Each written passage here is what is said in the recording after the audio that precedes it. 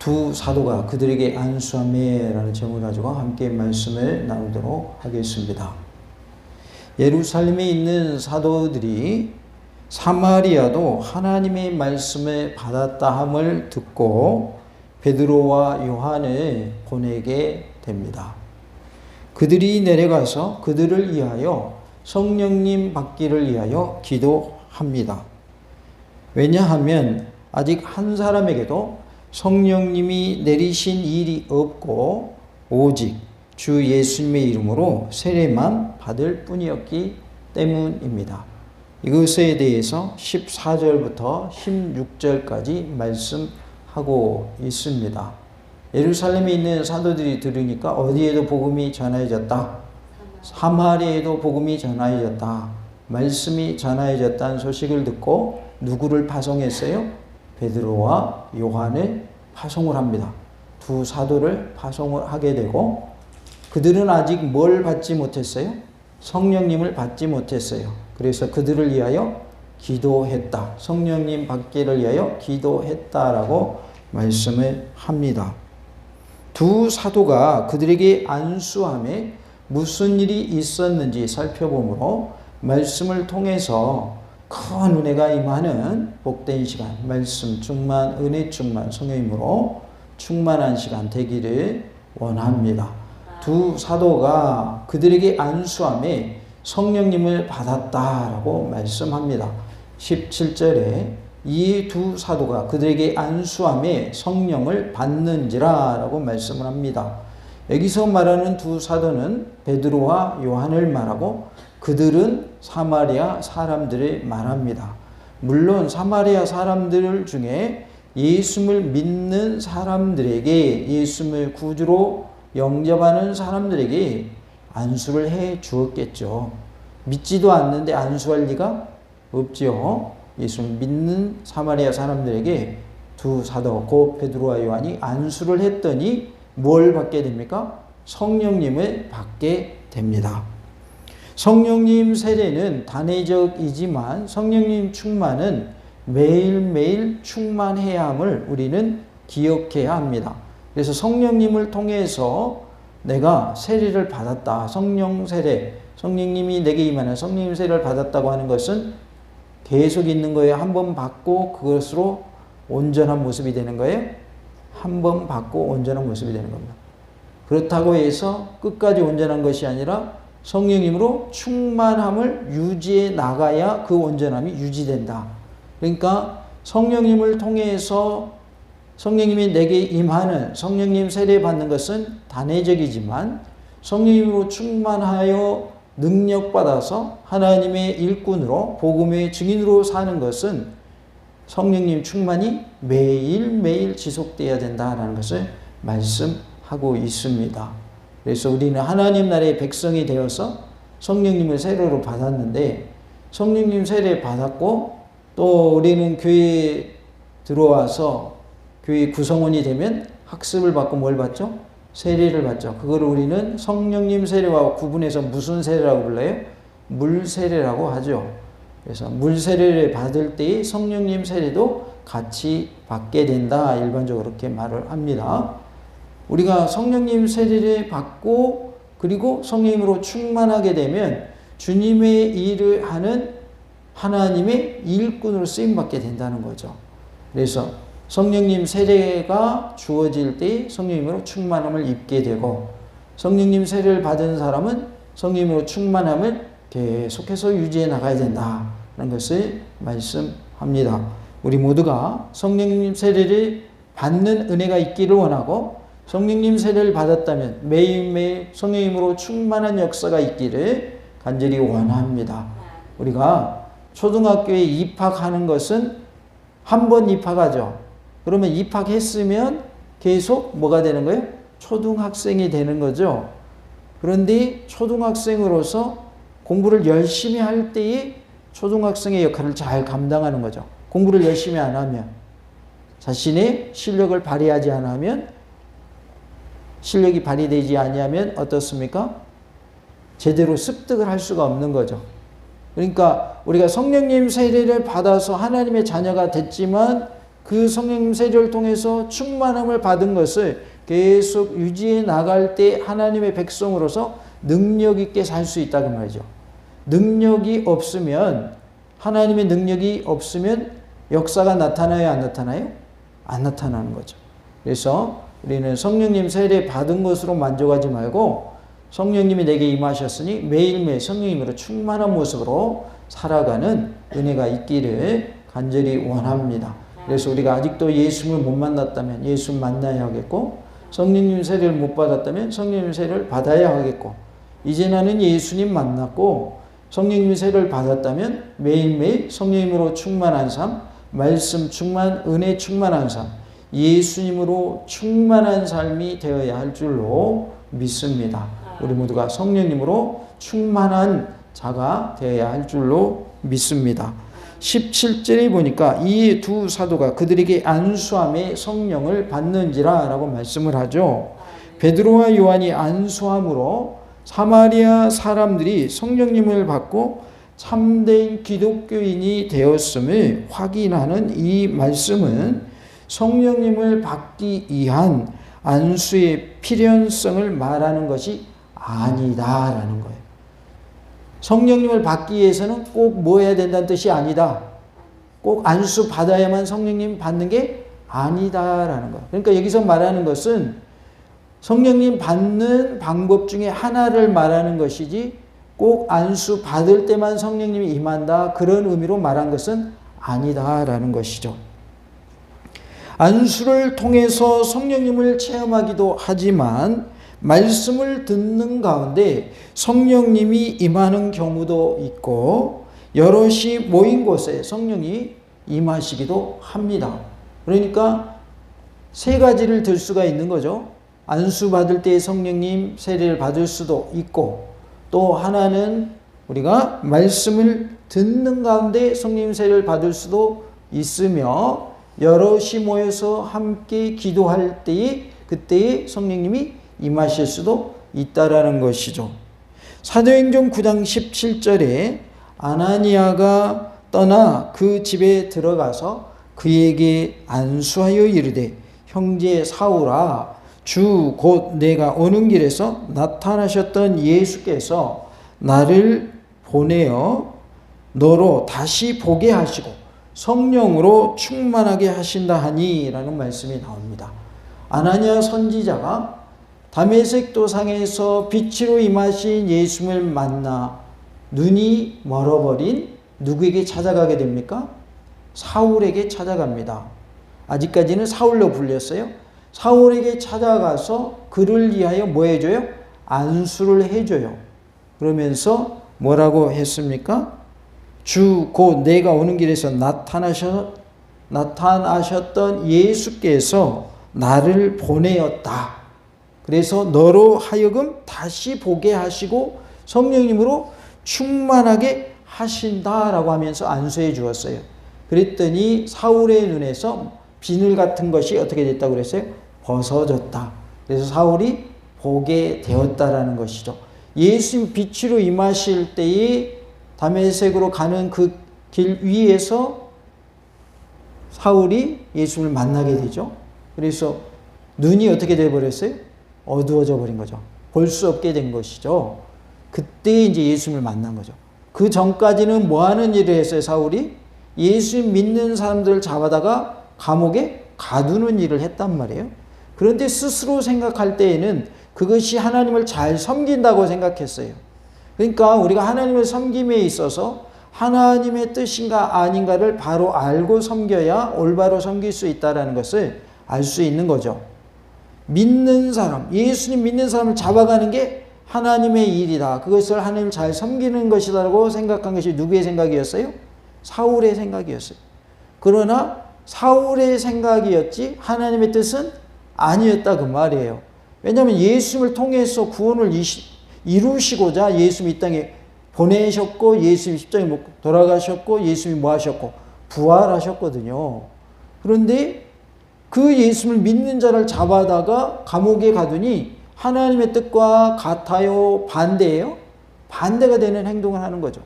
그러면서 나는 하나님 잘 섬기고 있다. 이렇게 하는 것이 내가 하나님 잘 섬기는 거다. 이렇게 생각하고 있으니까 하나님의 뜻을 오해한 것이죠. 하나님 뜻을 이해하지 못했다라는 거죠. 그래서 예수님이 다메섹 도상으로 가는 사울을 빛으로 만나주시고 그로 하여금 예수님의 제자로 쓰임받게 하시는 것이죠. 그래서 성경의 절반을 누가 썼어요? 바울이 썼어요. 사울이 나중에 이름이 바뀌어서 뭐가 돼요? 바울이 되죠. 사울이라는 이름은 무슨 뜻입니까? 크다라는 뜻을 가지고 있어요. 바울은요, 작다라는 뜻이에요.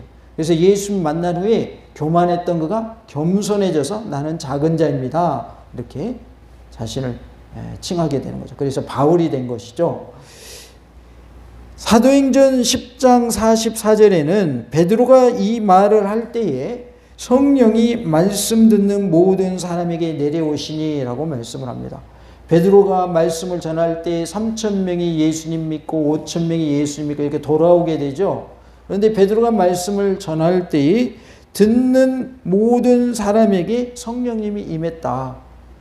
말씀을 듣는 모든 사람에게 성령님이 임하는 역사가 나타납니다. 그러니까 성령님이 임하시는 것, 성령님 세례 받는 것은 어떠할 때도 일어난다. 어떠할 때도 일어나요? 말씀을 들을 때도 일어나는 거예요. 그래서 말씀을 들을 때 우리에게 성령님의 역사가 임하는 그러한 은혜를 우리가 체험하기를 원합니다. 사도행전 2장 1절로 4절에는 오순절 날이 이미 이름에 그들이 다 같이 한 곳에 모였더니 라고 했는데 여기서 그들은 120명의 성도들을 말하고 있어요. 사도행전 1장 15절에 120명이라고 밝히고 있습니다. 호련히 하늘로부터 급하고 강한 바람 같은 소리가 있어 그들이 앉은 온 집에 가득하며 마치 불의 혀처럼 갈라지는 것들이 그들에게 보여 각 사람 위에 하나씩 임하여 있더니 그들이 다 성령의 충만함을 받고 성령이 말하게 하심을 따라 다른 언어들로 말하기를 시작하니라 라고 말씀을 합니다. 그래서 120명의 성도들이 성령님의 세례를 받기 위하여 함께 모여 기도했더니 누가 임하셨더라? 성령님이 임하셨다라는 것이죠.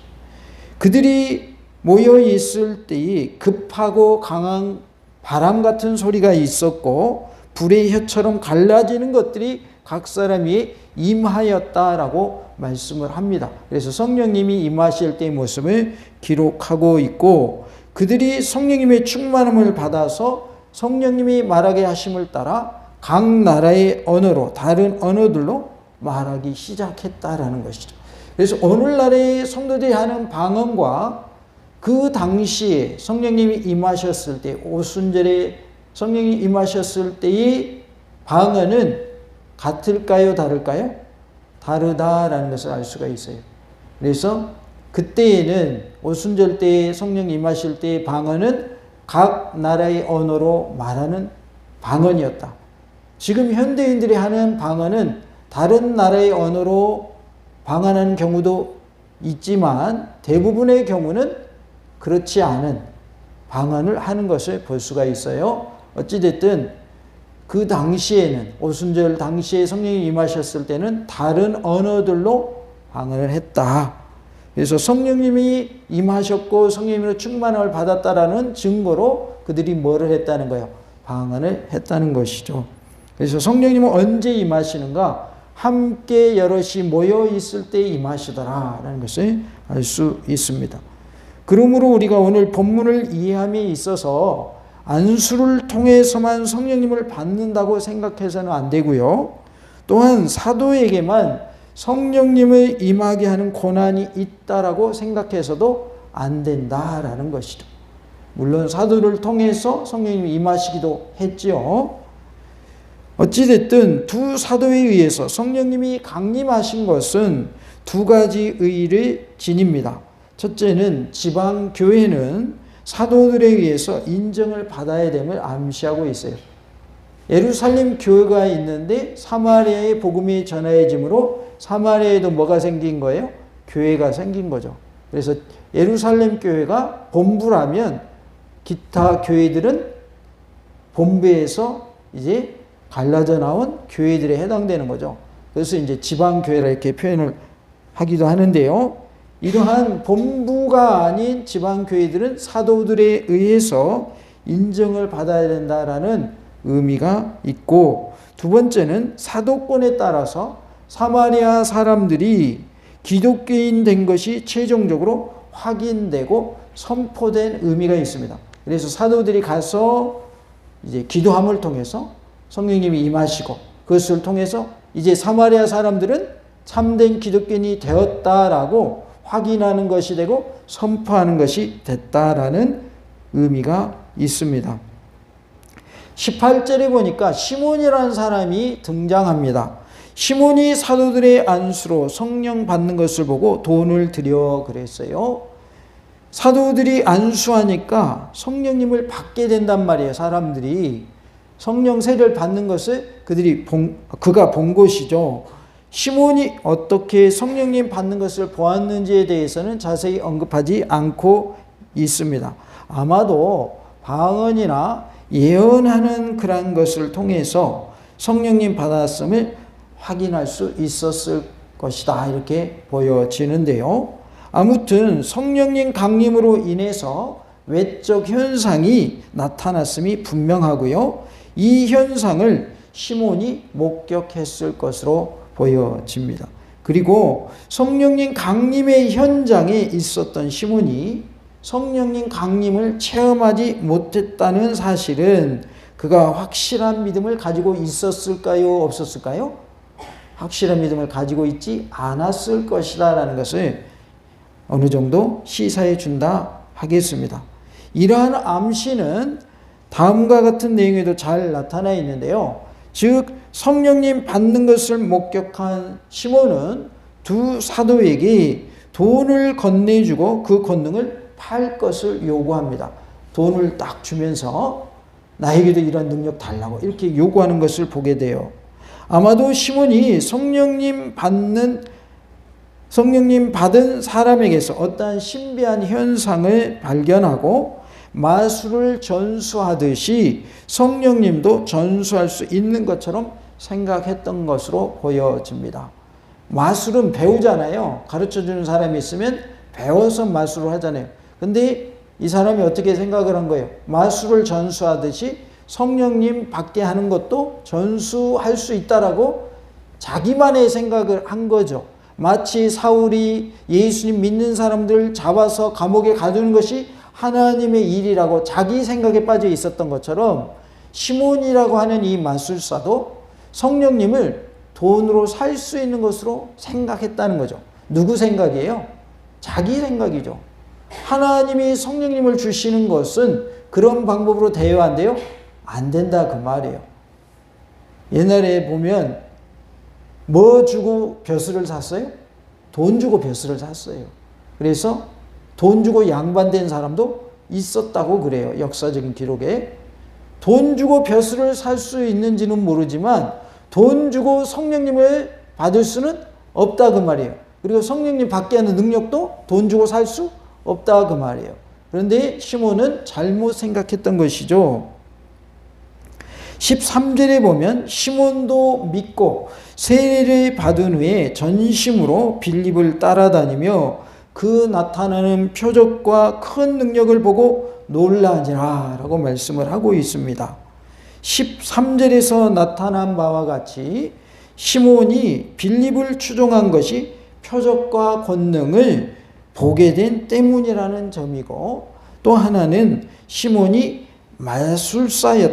마술사였다는 점에서 아마도 성령님을 주는 능력을 갖는다면, 자기가 딱 기도해주면 성령님을 받게 되는, 성령님을 주는 능력을 갖게 되면 무엇이나 자신의 마술 능력을 능가하는 어떤 것을 행할 수 있다라고 믿었던 것으로 보여집니다.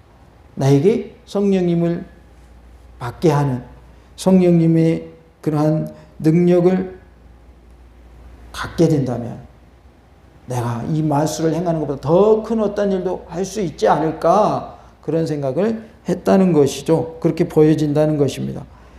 그래서 그는 성령님을 주는 능력을 돈으로 사려고 했어요. 그러면서 그는 아마도 성령님을 모든 기적을 일으키게 하는 원천이 되는 것으로 이해하였던 것으로 보여집니다. 그는 성령님이 모든 기적을 일으키는 원천이다 이렇게 생각했던 것으로 보여지는데, 그런데 성령님 받는 것을 어떻게 받을 수 있다고 잘못 알고 있는 거예요? 돈으로 해결할 수 있다고 잘못 알고 있는 것이죠. 교회의 일은 돈으로 직분을 사는 것이 아니라 내가 믿음이 좋을 때 하나님이 교회 공동체를 통해서 직분을 주시는 것이다 이렇게 우리가 봐야지, 돈 많이 헌금하면 직분 받는다 이렇게 생각하면 안 되는 것이죠. 돈 많이 하는 사람 직분 줘야 돼요? 믿음 좋은 사람 직분 줘야 돼요? 믿음 좋은 사람 직분 줘야지, 헌금 많이 하니까 직분 주고 헌금 안 하니까 직분 안 주고 그건 아니다 그 말이죠. 그리고 올바른 신앙을 가진 사람 같으면 헌금도 하겠어요 안 하겠어요? 당연히 하겠죠. 그런데 인간적으로 봐가지고 이 사람 헌금 많이 하니까 직분 주고 이 사람 헌금 적게 하니까 직분 안 주고 그거는 말이 안 맞는 거예요. 직분이라고 하는 것은 하나님이 주시는 것이고 귀한 것이기 때문에 돈으로 해결할 수 있는 것이 아니다라는 거죠. 우리가 하나님이 주신 직분을 귀하게 여길 수 있기를 원합니다. 그래서 주신 직분을 잘 감당하시는 모든 우리 성도들이 되시기를 간절히 원합니다. 19절에 보니까요. 이르되 이 권능을 내게도 주어 누구든지 내가 안수하는 사람은 성령을 받게 하여 주소서 하니 라고 말씀을 하고 있어요. 그는 자신이 돈을 주고 마술을 전수받은 것처럼 성령님을 강림하게 할 수 있는 능력을 배우고자 했어요. 그래서 내가 돈을 주면 그 능력을 배울 수 있지 않을까 이렇게 생각을 한 것이죠. 성령님에 대해서 너무나도 잘못 알고 있는 그런 모습을 보게 됩니다. 20절에 베드로가 이르되 내가 하나님의 선물을 돈 주고 살 줄로 생각하였으니 내 은과 내가 함께 망할지어다 라고 베드로가 말씀하는 내용이 나옵니다. 아마도 은을 가져온 것 같아요. 내 은과 함께 내가 망할지어다 라고 말씀한 걸 봐서 돈을 가지고 무슨 일을 하려고 하는 것, 돈을 가지고 하나님의 능력을 가지려고 하는 것, 이것은 틀렸다 그 말이죠. 우리가 하나님의 일을 함에 있어서는 성령님의 능력 받아서 해야 한다. 그런데 시몬의 경우는 성령님의 능력도 뭐로 받을 수 있다고 생각했다? 돈으로 받을 수 있다고 생각했다. 그러니까 출발점이 잘못된 것이죠. 우리가 하나님의 은혜 가운데 성령님의 세례를 받고 또 성령으로 충만을 받아서 능력 받아서 하나님의 복음을 전하는 주님의 증인의 삶을 사는 은혜가 우리 모두에게 있기를 원합니다. 다 같이 봅시다. 성령 세례를 받고 성령으로 충만함을 받아서 복음의 증인 예수님의 증인 됩시다. 우리 모두가 성령님의 세례를 받아서 성령으로 충만함을 받아 하나님의 은혜 가운데 주님의 증인으로 살아가는 복된 삶이 다 되실 수 있기를 간절히 원합니다. 할렐루야!